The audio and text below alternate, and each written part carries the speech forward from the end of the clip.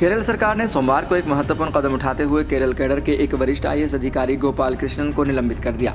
उन पर आरोप है कि उन्होंने धर्म आधारित WhatsApp group Mallu Hindu and officers का निर्माण किया, जो राज्य में सरकारी अधिकारियों के बीच सांप्रदायिकता और विभाजन को बढ़ावा देने के उद्देश्य से बनाया गया था। इस मामले ने राज्य में राजनीतिक और सामाजिक हलकों में हलचल मचा दी। राज्य सरकार का कहना है कि गोपाल कृष्णन ने जो व्हाट्सएप ग्रुप बनाया, उसका उद्देश्य केरल में अखिल भारतीय सेवाओं आईएएस के अधिकारियों के बीच फूट डालना था।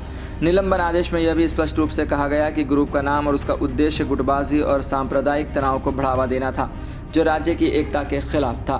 सरकार के अनुसार यह कार्रवाई प्रथम दृष्टया सांप्रदायिकता को बढ़ावा देने और अखिल भारतीय सेवाओं के भीतर गुटबाजी पैदा करने वाली पाई गई है।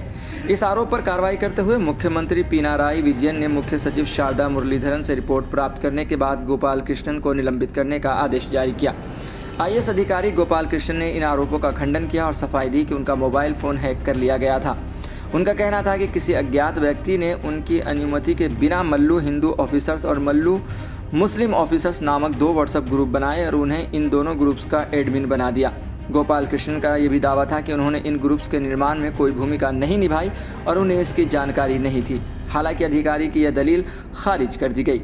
पुलिस ने इस मामले में एक गहन जांच की और बताया कि गोपाल कृष्णन ने अपने मोबाइल फ़ोन को फैक्ट्री रीसेट करने से पहले कई बार रीसेट किया, जिससे फॉरेंसिक जांच में बाधा आई।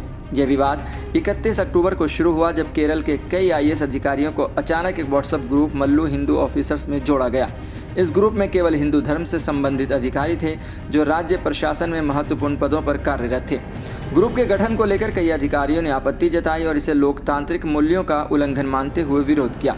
इसके बाद 2 दिन के भीतर इस ग्रुप को हटा दिया गया, लेकिन जब तक यह मामला सुर्खियों में आ चुका था और राज्य भर में चर्चा का विषय बन चुका था। मुख्यमंत्री पिनाराई विजयन ने इस घटना को गंभीरता से लिया और कहा कि यह घटना राज्य प्रशासन में सांप्रदायिक तनाव को बढ़ावा देने वाली है, जिसे कतई बर्दाश्त नहीं किया जा सकता। उन्होंने यह भी स्पष्ट किया कि ऐसी घटनाओं के लिए कड़ी कार्रवाई की जाएगी और इस तरह की सांप्रदायिक हरकतों के खिलाफ सरकार सख्त है। मुख्यमंत्री ने कहा, हमारा प्रशासन हर धर्म और जाति के लोगों के बीच एकता और सद्भाव बनाए रखने के लिए प्रतिबद्ध है। इस तरह की घटनाओं से निपटने के लिए हम आवश्यक कदम उठाएंगे। इस मामले पर राजनीति भी गर्मा गई है। केरल के विपक्षी दलों ने सरकार की आलोचना की और गोपाल कृष्णन के खिलाफ कड़ी कार्रवाई की मांग की है। कांग्रेस और भारतीय जनता पार्टी ने इस घटना को लेकर राज्य सरकार से स्पष्टता की मांग की। कांग्रेस के नेताओं ने इसे सांप्रदायिक एजेंडे के तहत किए गए एक षड्यंत्र के रूप में देखा, जबकि भाजपा ने इसे सरकारी तंत्र में व्यापक सांप्रदायिकता की ओर इशारा किया। यह मामला राज्य प्रशासन के भीतर सांप्रदायिक विचारधाराओं के प्रवेश के खिलाफ एक गंभीर चेतावनी के रूप में देखा जा रहा है। विशेषज्ञों का कहना है कि इस प्रकार की घटनाएं प्रशासन की निष्पक्षता और लोकतांत्रिक मूल्यों पर सवाल उठाती है, जो एक लोकतांत्रिक राज्य के लिए बेहद संवेदनशील मुद्दा है। केरल में प्रशासनिक अधिकारियों के बीच इस तरह के विवादों ने एक नई बहस को जन्म दिया है, जिसमें यह सवाल उठाया जा रहा है कि क्या सरकारी तंत्र में व्यक्तिगत और सांप्रदायिक विचारधाराओं का हस्तक्षेप लोकतंत्र के लिए खतरा है।